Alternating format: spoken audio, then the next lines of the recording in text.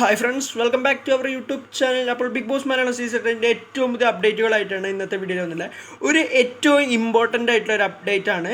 അതായത് big Boss Malayalam season 8 സെപ്റ്റംബറിൽ വരുമെന്നുള്ള ഏറ്റവും വലിയ നിർണായകമായ കാര്യം വെളിപ്പെട്ടിരിക്കുകയാണ്. കൂടാതെ വേറൊരു സന്തോഷ വാർത്ത ഇതിൻ്റെ ഒപ്പം ഉണ്ട്.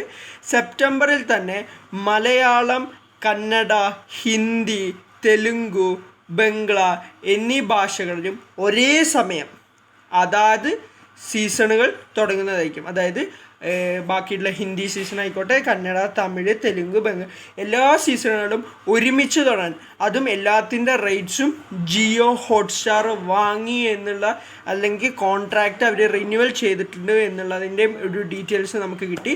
പിന്നെ എന്നാണ് കറക്റ്റ് സെപ്റ്റംബറിലെ ഡേറ്റ് ഇതുവരെയായിട്ട് റിവീൽ ചെയ്തിട്ടില്ല. ഏകദേശം മിഡ് സെപ്റ്റംബർ എന്നാണ്. നമ്മൾ മുമ്പൊരു വീഡിയോയിൽ ആഗസ്റ്റ് പറഞ്ഞിരുന്നു. അത് മാറ്റാനുണ്ടായ കാരണം ഇതുതന്നെയാണ്. ആഗസ്റ്റ് 15 തന്നെയായിരുന്നു ഡേറ്റ്.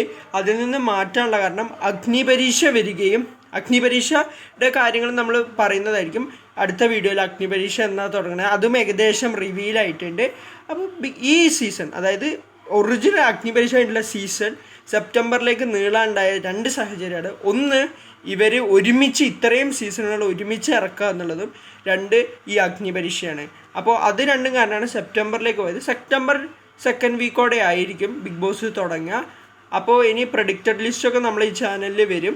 പിന്നെ പ്രഡിക്റ്റഡ് ലിസ്റ്റ് നമുക്ക് കുറവാണ്, കാരണം കഴിഞ്ഞ ബിഗ് ബോസ് പോലെ ഇവിടെ സെലിബ്രിറ്റികളല്ല കൂടുതലും, കോമണേഴ്സാണ്. അപ്പോൾ വീഡിയോ ഇഷ്ടപ്പെട്ടാൽ ലൈക്ക് ചെയ്യുക, ഷെയർ ചെയ്യുക. ബൈ.